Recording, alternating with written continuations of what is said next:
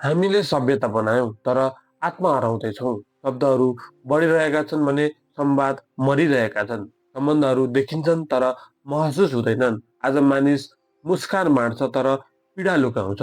उसको मनभित्रको आवाज गुन्जिरहेको हुन्छ, म ठिक छु भन्ने झुटका साथ। तर त्यो मौनता त्यो साँचो रोग हो। त्यो लोन्लिनेस हो जसले शरीर होइन आत्मालाई बिस्तारै खाइरहेको छ। लोन्लिनेस अब एक भावना मात्रै होइन, एक अदृश्य बोझ हो जसले आत्मालाई बिस्तारै थकाइरहेको छ।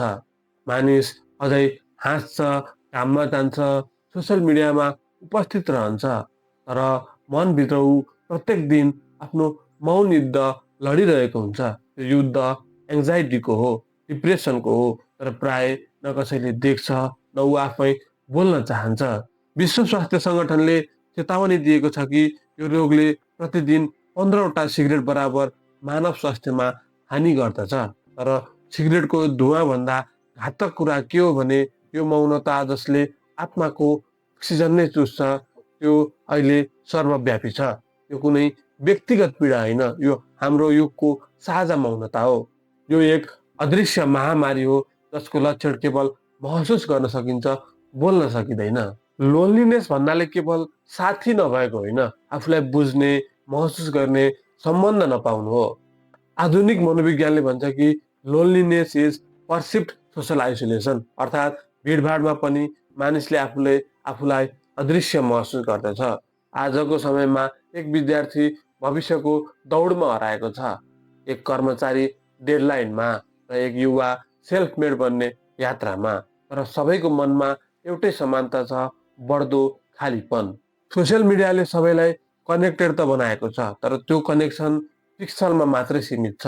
Heart to heart real connection सबै बिस्तारै हराउँदै गइरहेका छन्। सोलिट्युड अर्थात् स्वैच्छिक एकान्त दार्शनिक परम्परामा आत्मचिन्तन र रचनात्मकताको अवस्था हो। हाइडेगर, सार्त्र र यङ जस्ता विचारकले पनि भन्छन् एक्लिनु आत्मअन्वेषणको अवसर हो जहाँ मिनिङ र क्रिएटिभिटी जन्मिन्छ। यो चोइस हो, पुनर्जीवित गर्ने प्रक्रिया हो। तर आजको लोन्लिनेस फरक छ।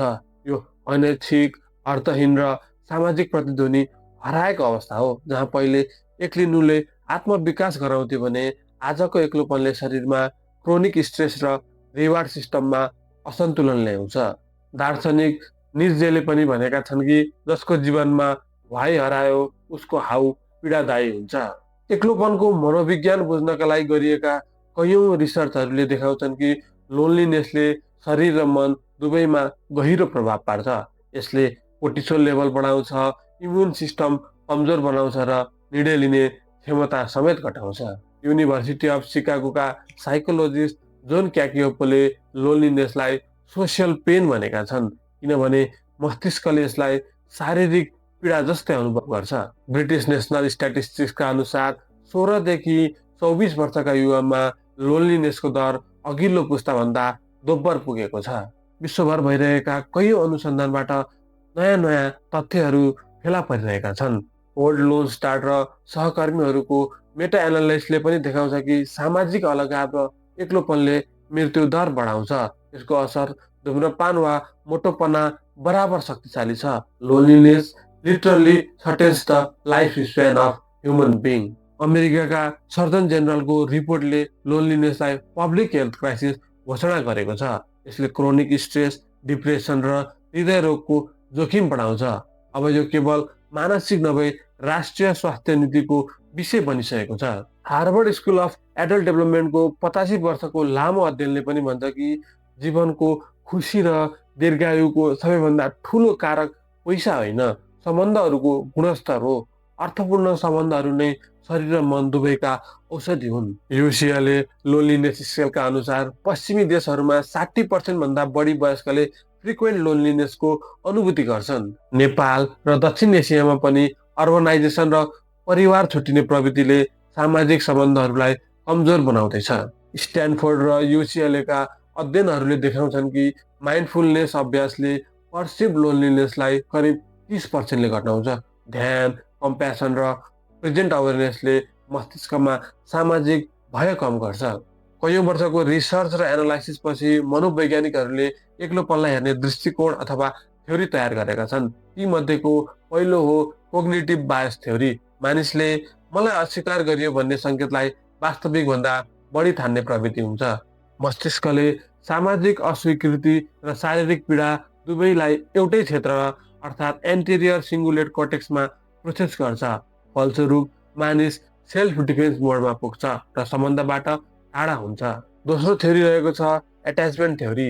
बाल्यकालमा पाएको प्रेम र सुरक्षा वयस्क सम्बन्धमा निर्णायक हुन्छ। यदि बाल्यकालमा सम्बन्ध असुरक्षित अर्थात् इन्सेक्योर एट्याचमेन्ट थियो भने वयस्क अवस्थामा भरोसा गर्न गाह्रो हुन्छ, भावनात्मक दूरी बढ्छ र क्रोनिक लोनलिनेस उत्पन्न हुन्छ। तेस्रो थ्योरी रहेको छ सोसियल कम्पेरिजन थ्योरी। डिजिटल युगमा हामी निरन्तर अरूसँग तुलना गर्छौँ, उसँग त्यो छ मसँग छैन। सोसियल मिडियाले यो कम्पेरिजनलाई निरन्तर सक्रिय बनाइदिन्छ। फलस्वरूप सेल्फ वर्थ घट्छ र लोनलिनेस झन बढ्छ। आजको संसारमा लोनलिनेस अथवा एक्लोपन कुनै एक कारणले होइन, सिस्टम, संस्कृति र जीवनशैली तिनैको संयोजनले जन्मिएको छ। गाउँ छोडेर सहर आउँदै गर्दा समुदाय, परिवार र साझा जीवन हराउँदै गएको छ। नेपालमा रेमिटेन्स इकोनोमीले आर्थिक सुरक्षा त दिएको छ, तर भावनात्मक नाता हराउँदै जाँदैछ। अब मान्छे सुरक्षित त छ तर जोडिएको छैन। आधुनिक युगले भित्राएको वर्क कल्चर जसमा कम्प्युटर अगाडि 10 घण्टा बित्छ, इनलेस डेडलाइन, करियर ग्रोथको निरन्तर दौड, यिनले फेस टु फेस सम्बन्ध घटाइरहेका छन्। रिमोट वर्कले लचकता त ल्याएको छ तर सोसियल इनर्जी हराउँदै जाँदैछ। सोसियल मिडियाले सबैलाई कनेक्टेड त बनाएको छ तर त्यो कनेक्सन पिक्सलमा मात्रै सीमित रहेको छ। लाइक र कमेन्टले डोपामिन त दिन्छ र इमोसनल इन्टिमेसी घटाउँदै लाँदैछ। एल्गोरिथमले तिमीलाई सिमिलर बट सेपरेट वर्ल्डमा थुनिसकेको छ। क्यापिटलिजमले सेल्फ वर्थलाई पोसेसन र फलोवरमा बाँधेको छ। अब सम्बन्ध पनि एक प्रकारको स्ट्याटस एक्सेसरी बनिसकेको छ, बिलङ्गिङ होइन। मानिस अब कनेक्सन होइन, भ्यालिडेसन खोज्दैछ। बाल्यकालमा असुरक्षित सम्बन्ध भएका व्यक्तिहरू वयस्क हुँदा भरोसा गर्न, सम्बन्ध टिकाउन गाह्रो मान्दछन्। परिणामस्वरूप बाहिरी रूपमा कन्फिडेन्ट देखिए तापनि भित्रबाट गहिरो लोनलिनेसको शिकार भइरहेका छन्। आधुनिक युगमा प्रवेश गरेसँगै बिइङ इन्डिपेन्डेन्ट भन्ने राम्रो सोच भित्रेको छ, तर यो बिस्तारै बिस्तारै म्यानेज अलोन भन्ने बोझमा बदलिँदैछ। कम्युनिटीको सट्टा सेल्फ रियलायन्सलाई पूजा गर्न थालिसकेका छौँ। आजको युगले भन्छ बी इन्डिपेन्डेन्ट, बी युनिक, तर हदभन्दा बढी सेल्फ फोकसले मानिसलाई समुदाय र सम्बन्धबाट टाढा पुर्याएको छ। क्यापिटलिस्ट सोचले सफलता र आत्ममूल्यलाई प्रोडक्टिभिटीबाट नापन गर्दछ, तर जीवनको अर्थ सम्बन्धमा जन्मिन्छ, उपलब्धिबाट होइन। करियरको दौडमा मानिसले आफ्नो गोल्डन आवर हराउँछ, त्यो समय जब गहिरा सम्बन्धहरू बनाउन सकिन्छ। 35-40 पछि सफलता त आउँछ तर सम्बन्धको अभावले मन खाली हुन्छ। हार्वर्डको एक स्टडीले पनि भन्छ कि good relationships not success keep people happy and healthier. तर अहिले हेल्प माग्नु कमजोरी ठानिन्छ, क्लोजनेस चाहनु इमेच्योर ठानिन्छ। फलस्वरूप मानिस व्यस्त छ तर जोडिएको छैन, एचिभमेन्ट छ तर बिलङ्गिङ हराएको। सायद यही प्रश्न उठ्छ कि हामीले जीवन बनाउने क्रममा त्यो जीवन बाँड्ने ठाउँ हराइरहेका त होइनौँ। लोनलिनेस अहिले विश्वव्यापी सामाजिक स्वास्थ्य सङ्कट बनेको छ। कैयौँ देशले यसका लागि अलग मन्त्रालय, नीति र इन्टरभेन्सन फ्रेमवर्क बनाइसकेका छन्। यी प्रयासहरू भावनामा होइन, डिकेड अफ एभिडेन्स र WHO, OECD, हार्वर्ड, NHS जस्ता संस्थाहरूको तथ्याङ्कमा आधारित छ। युनाइटेड किङडमले 2018मा नै नेसनल लोनलिनेस स्ट्राटेजी तयार गरिसकेको छ। जोकक्स कमिसनको रिपोर्टपछि सरकारले लोनलिनेस किल्स भन्ने प्रमाणका आधारमा कम्युनिटी हब्स, भोलिन्टियरिङ र सोसल प्रिस्क्राइबिङ सुरु गरिसकेको छ। आज लाखौँ मानिस यसका मार्फतबाट सामुदायिक समूहमा जोडिएका छन्। त्यसै गरी जापानले 2021मा नै मिनिस्टर फर लोनलिनेस स्थापना गरिसकेको छ।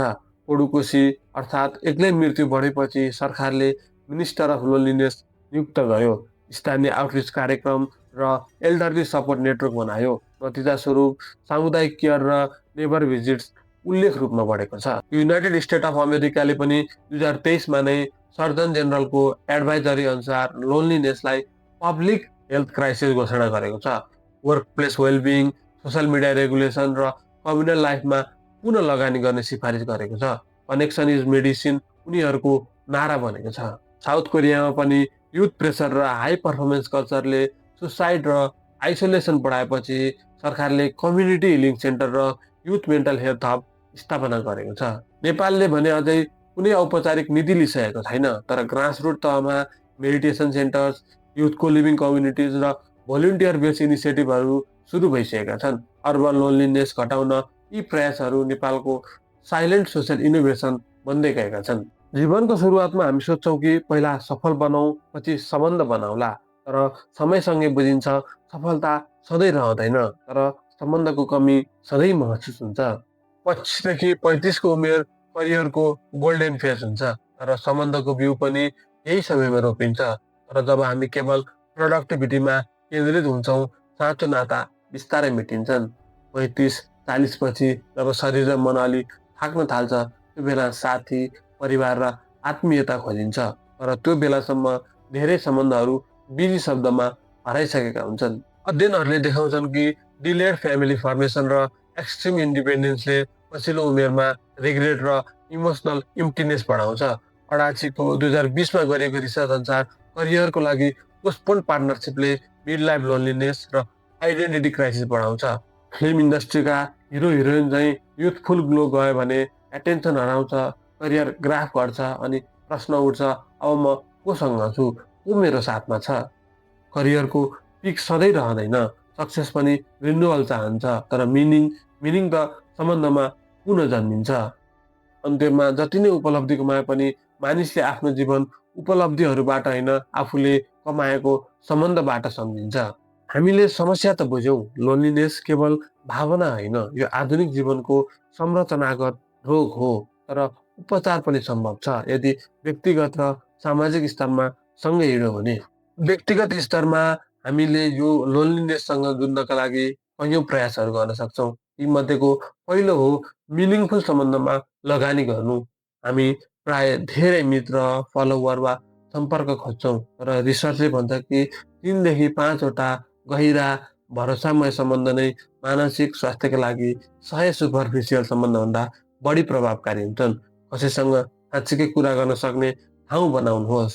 नतिजा स्वरूप स्ट्रेस कम हुन्छ, इम्युनिटी बलियो हुन्छ र जीवनमा सन्तुष्टि दोब्बर हुन्छ। दोस्रोमा डिजिटल हाइजिन अपनाउनुहोस्। फोनले हामीलाई संसारसँग त जोडेको छ, तर हाम्रो नजिकका मान्छेहरूबाट टाढा पारिरहेको छ। दिनमा केही घन्टा नो स्क्रिन टाइम राख्नुहोस्, जस्तै खाना खाँदा वा हिँड्दा मोबाइल नछुनुहोस्। कहिलेकाहीँ केवल आँखामा आँखा हेरेर कुरा गर्नु सबैभन्दा राम्रो मेन्टल रिसेट हो। तेस्रो नम्बरमा माइन्डफुलनेस र सेल्फ अवेरनेस अभ्यास गर्नुहोस्। अक्सफोर्डको 2019 को अध्ययनले भन्छ कि माइन्डफुलनेस मेडिटेसनले लोनलिनेस, एङ्जाइटी र सोसल विथड्रल घटाउँछ। दिनमा 5 देखि 10 मिनट मात्रै शान्त बस्ने बानीले मनलाई स्थिर र सम्बन्धप्रति सचेत बनाउँछ। कम्युनिटी र भोलिन्टियर इङ्गेजमेन्ट बढाउनुहोस्। कसैलाई सघाउनु भनेको सोसियल ड्युटी मात्रै होइन, थेरापी पनि हो। भोलिन्टियर गर्न स्थानीय संस्था र समूहमा सहभागी हुनुहोस् वा नेबरहुडका सानो इभेन्टमा जानुहोस्। कसैलाई सघाउँदा तपाईँले पनि बिलोङ्गिङ महसुस गर्नुहुन्छ। र सबैभन्दा मुख्य कुरा भनेको हेल्प माग्न सिकौँ। लोनलिनेस लाज होइन, मानवीय अनुभव हो। जीवनको कालखण्डमा सबैले यो अनुभवबाट गुज्रिएकै हुन्छन्। त्यसैले भल्नरेबल भएर कोहीसँग आफ्नो मनको पीडाहरू सेयर गरौँ। त्यसैबाट हिलिङ सुरु हुन्छ र त्यसैबाट नयाँ कनेक्सन जन्मिन्छ। र यदि तपाईँ निरन्तर एक्लोपन, एङ्जाइटी वा डिप्रेसनबाट गुज्रिरहनु भएको छ भने, त्यो कुरा कसैसँग भन्न गाह्रो लागेको छ भने कृपया एक्लै नबस्नुहोस्। कसैसँग कुरा गर्नुहोस्, परिवार, साथी वा विश्वासिलो व्यक्तिसँग। यदि आवश्यक पर्यो भने मानसिक स्वास्थ्य सल्लाहकार, साइकियाट्रिस्ट अथवा साइकोलोजिस्टसँग सम्पर्क गर्नुहोस्, किनभने कहिलेकाहीँ उपचार औषधिबाट होइन, कसैले तपाईँको कुरा ध्यानपूर्वक सुन्नुबाट सुरु हुन्छ। नीति र सामाजिक स्तरमा पनि हामीले एक्लोपनबाट जुझ्न कैयौँ कदम चाल्नुपर्ने आवश्यक देखिन्छ। पहिलो नम्बरमा कम्युनिटी हब र सोसल इन्फ्रास्ट्रक्चर बनाउनुपर्छ। युके र जापानले लोनलिनेस मिनिस्टर र कम्युनिटी लिभिङ हब सुरु गरिसकेका छन्। यस्ता ठाउँ जहाँ मानिसहरू स्वतः भेट्छन्, कुरा गर्छन्, स्किल सेयर गर्छन्। नेपालमा पनि library, park, ward level centre जस्ता ठाउँहरू सामाजिक भेटघाटका केन्द्र बन्न सक्छन्। वर्क लाइफ ब्यालेन्स र मेन्टल हेल्थ नीति पनि उति नै आवश्यक छ। प्राइभेट र पब्लिक संस्थामा सोसल टाइम एलावेन्स जस्ता कन्सेप्टहरू भित्रिनुपर्छ, जहाँ कर्मचारीहरूलाई साथी वा परिवारसँग बिताउने समयमा प्रोत्साहन दिइन्छ। मेन्टल हेल्थ काउन्सिलिङ अनिवार्य बनाइयो भने प्रोडक्टिभिटी पनि बढ्छ। ब्यालेन्स लाइफ नै दीर्घकालीन इफिसियन्सी हो। सोसल मिडिया रेगुलेसन र डिजिटल लिटरेसी पनि उति नै आवश्यक छन्। Youth advisory board, content moderation र एटेन्सन इकोनोमी नियन्त्रणका नीति आवश्यक छन्, कारण लगातार डोपामिन हिटले एडिक्सन, कम्प्यारिजन र इमोसनल एक्जसन बढाउँछ। डिजिटल लिटरेसीले बच्चादेखि नै अनलाइन भ्यालिडेसन भनेको रियल कनेक्सन होइन भन्ने बुझाउँछ। लोनलिनेस अथवा एक्लोपन मापन गर्नका लागि लोनलिनेस मेजरमेन्ट इन्डेक्स अपनाउनु पर्छ। युसिएलले लोनलिनेस स्केल जस्ता सूचकाङ्क प्रयोग गरेर नीतिगत तहमा डेटा सङ्कलन गर्नु आवश्यक छ, जसले कुन उमेर, क्षेत्र वा समूह बढी जोखिममा छन् भन्ने पत्ता लगाउन मद्दत गर्दछ। पोलिसी तब मात्र प्रभावकारी हुन्छ जब समस्या नाप्न सकिन्छ। शिक्षा क्षेत्रमा पनि इमोसनल लिटरेसीमा जोड दिनुपर्छ। विद्यालयमा केवल गणित र विज्ञान होइन, इम्प्याथी, टिमवर्क र एक्टिभ लिसनिङ पनि सिकाउनुपर्छ। हामी सबै कहिलेकाहीँ एक्लिन्छौँ, तर त्यो एक्लोपन हाम्रो अन्त्य होइन, हाम्रो आत्म सम्बन्धको सुरुवात हो। सोलिट्युडमा मिनिङ खोजौँ, लोनलिनेसमा कनेक्सन खोजौँ। कहिलेकाहीँ उपचार हस्पिटल होइन, कसैको उपस्थिति मात्र हो। प्रयास कसैलाई फोन गर्नुहोस्, कसैसँग हिँड्न जानुहोस् वा केवल कसैको कुरा ध्यानपूर्वक सुन्नुहोस्। यी साना सम्बन्धहरूले नै संसारको सबैभन्दा ठुलो मौन महामारी लोनलिनेसको उपचार गर्न सक्छ। हजुरहरूको दाजुभाइ, आफन्त, थर छिमेक कोही कतै एक्लोपनबाट गुज्रिरहेको हुनसक्छ र सानो सहयोग स्वरूप उहाँहरू यो भिडियोको आशा गर्दै हुन सक्नुहुन्छ।